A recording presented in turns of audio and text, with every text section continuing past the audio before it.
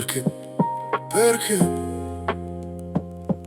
Perché non ho ascoltato mia madre.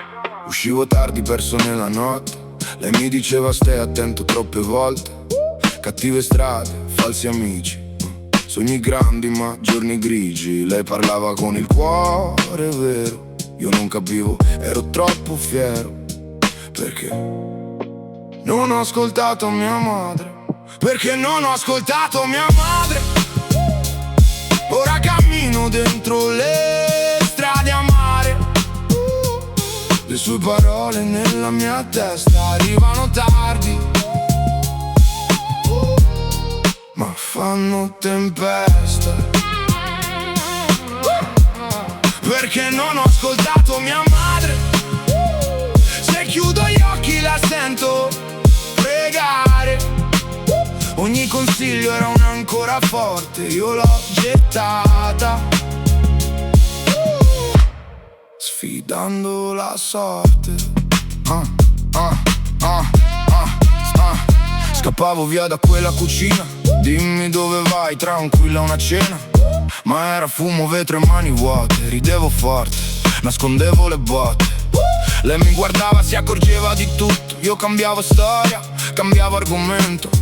Ti fai del male, ti stai bruciando. Io alzavo il tono, lei stava piangendo. Perché non ho ascoltato mia madre. Ora cammino dentro le strade amare. Le sue parole nella mia testa arrivano tardi, ma fanno tempesta. Perché non ho ascoltato mia madre. Chiudo gli occhi, la sento pregare. Ogni consiglio era un'ancora forte, io l'ho strappata, sfidando la sorte. Adesso torno con le tasche vuote, ma il suo braccio copre le mie colpe. Dice sei vivo, questo mi basta. Io sprofondo dentro quella casa. Se avessi ascoltato chissà la vita, forse meno cicatrici sulle dita. Ora la stringo e le dico piano, tu avevi ragione, ti tengo la mano. Perché non ho ascoltato mia madre. Ora capisco quanto mi ha fatto male girare il volto alle sue promesse, credermi grande, buttarmi alle risse. Perché non ho ascoltato mia madre.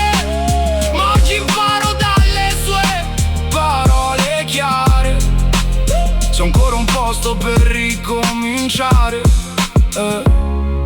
È perché mia madre mi ha saputo amare.